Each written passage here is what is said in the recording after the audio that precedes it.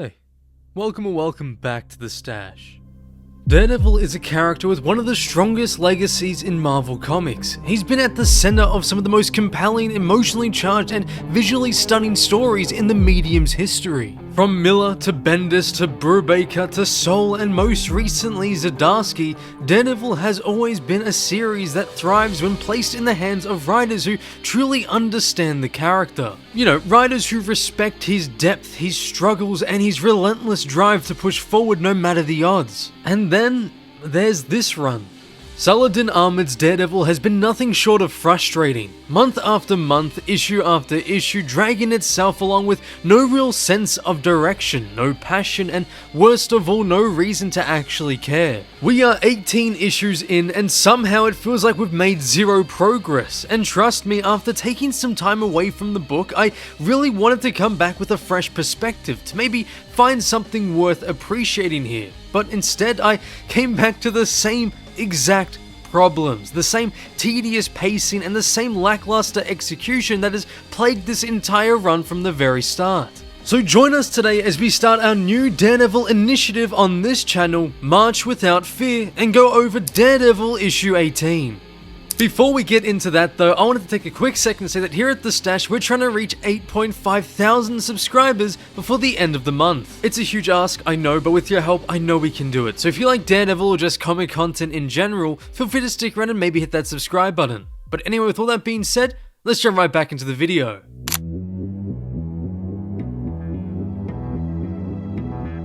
So our story begins back in a familiar yet misplaced within Daredevil comics, a courtroom. It's time for the trial to start, and so with that we see Matthew Murdock for the defense.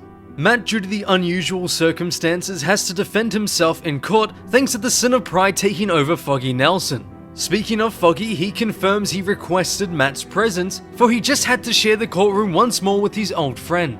The judge asks Foggy why he didn't just file a motion for summary judgment since the case is such an easy win. And he explains how he felt the need to properly and loudly expose the St. Nicholas home for what it truly is. Alongside Foggy is his client named... oh god...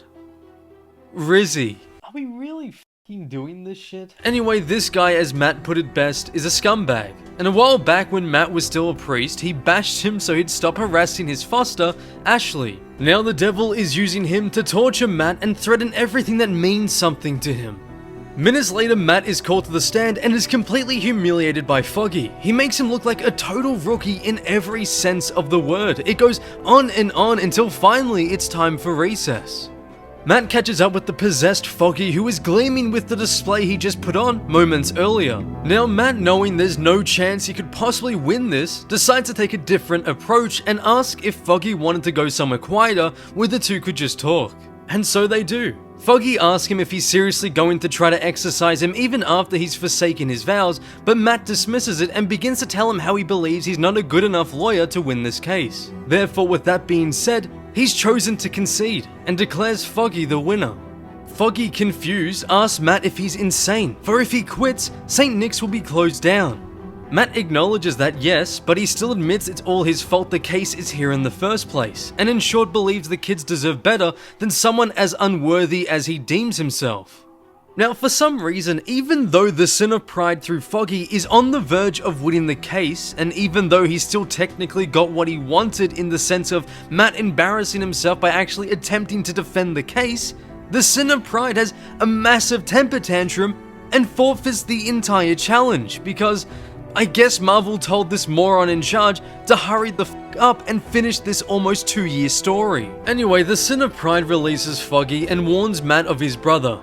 Foggy, now returned back to normal, is relieved to finally be free, and the two hug each other with Matt apologizing. Foggy, being Foggy, tells Matt he'll file for a voluntary dismissal and warns Matt that he must save Cole, for the last sin left has him captive. Soon afterward, Daredevil rushes to the scene. Once arrived, his radar sense depicts him a disturbing picture. There's blood and bodies everywhere, leaving a trail to follow, and it leads directly to Cole North, who's barely hanging on to life. He tries to warn Daredevil of the ambush before the sin of wrath possessing Jason leaps in for the attack. Daredevil, no matter how hard he fights, simply is no match for this sin. He fights and fights until he completely loses himself and blacks out. Eventually he wakes up, only this time he's 40 stories higher on the rooftop.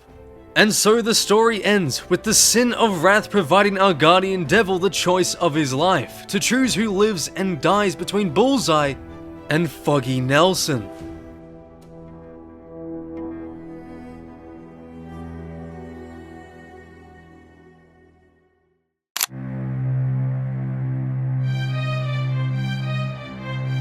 Saladin Ahmed's Daredevil has been a series that consistently frustrated me, and after making my last video on the run, it's honestly been quite a while for the next issue to release, and with that break, like I said before, I thought to myself maybe it would do me good.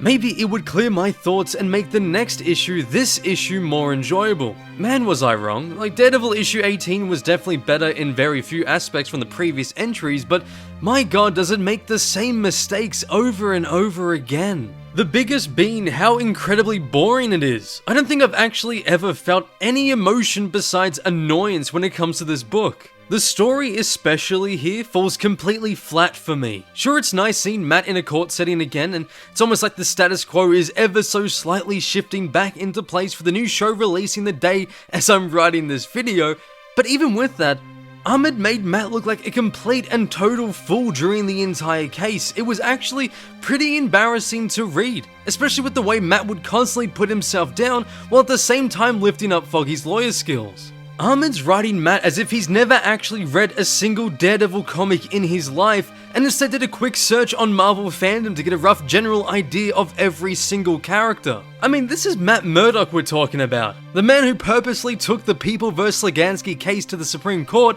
and through his own skill and merit, won. Not to mention the total insult that is Saladin Ahmed's way of writing the Catholic aspect to Matt's story. Religion is one of Matt's most interesting traits and is often used to pose moral questions that he has to struggle with as a plot unfolds. Honestly, the idea of Matt being a priest is an interesting concept to me, and I thought it worked well in the context of Zdarsky's ending, but not when it's written like this. I'm a Catholic myself, and the religious side to Daredevil has always been an incredible highlight for me. But after each and every issue of this run, I'm left wondering why they gave this job to someone like Ahmed, who clearly has no interest in that side of him. It's just so shallow and one note. There is more to religion in comics than reciting Bible verses. It's such a useful tool to inform us, the readers, on a person's relationship with the world and their own unique personal philosophies. And what pains me is Matt being a priest should deliver the heaviest contemplation of how his faith, his religion, is affected by being Daredevil. But Ahmed took this story brimming with potential and threw it completely out the window. For months on end, for over a year, there was no real substance at all to Matt being a priest, and then just like that, he quits. He abandons his priesthood in one of the most forced and rushed ways possible. It's baffling to me. What writer takes a concept that can easily be molded into something truly compelling and turns it into nothing more than an afterthought that's thrown away? It fucking sucks, you know? Like, one of the best aspects in Daredevil comics was Matt's understanding and relationship with his faith, but here, in the work of Saladin Ahmed, Matt feels the most ignorant he's ever been. I genuinely don't understand what's going on with like modern day Marvel and their obsession with tearing down their best characters. It feels like they have some deep-rooted need to undermine everything that once made these heroes great, stripping them of their depth, dignity, and legacy. And honestly, I'm exhausted. It's why lately I've found myself gravitating towards DC's new releases in my free time for my own leisure. At least there in their all-new initiative, I can still find stories that respect and build upon the foundations of their characters rather than actively working against them. And seriously, this already dull, exhausting storyline is being dragged out for another month. That's going to make it 19 months for a single arc. 19! That's almost 2 years of a story that doesn't even have half the substance to justify it. At this point, Saladin Ahmed has completely f***ed his own run over on Daredevil, and I'm beyond fed up with it. Every month, it feels like we're just aimlessly trudging through this lifeless, messy plot that refuses to end. There's no momentum, no real stakes, just a never-ending cycle of mediocrity that sucks the energy out of one of Marvel's greatest characters. And what frustrates me even more is that it generally feels like Ahmed doesn't care. There's no sense of urgency, no passion, no real effort to make the run stand out. It's like he's just going through the motions, stretching this story as thin as possible because he can, and not because there's actually something meaningful to tell. Honestly, like I said, I'm sick and tired of it. Also, wow, how dramatic. Foggy might die. Again. I wonder where they got that idea from. I don't know about you guys, but MCU synergy generally irks me. It's just so lazy and comes off as Marvel being desperate for people to acknowledge and justify the MCU's existence. I miss when the comics were actually the most important media for these heroes. Now they're just one big advertisement for whatever else that Disney machine is sloppily pumping out. Moon Knight. Oh, and before I forget, I hate to say it, but Adam Kuda's art once again, just like the story, is incredibly bland.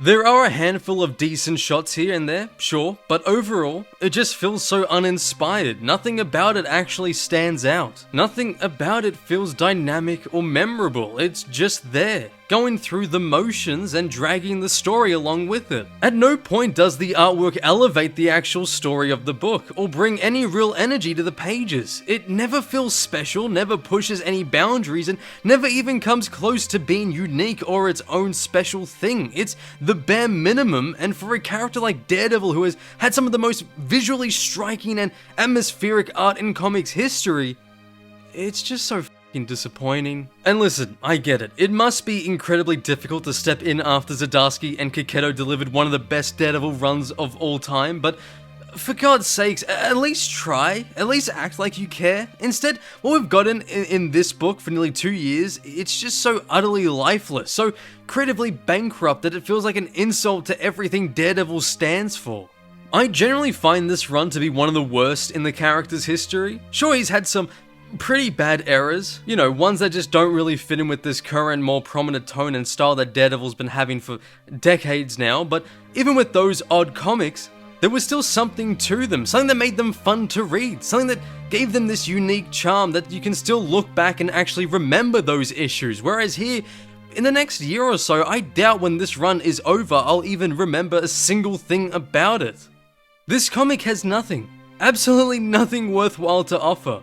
Nearly 2 years of this, and we're still slogging through the same dragged out, uninspired mess of a story.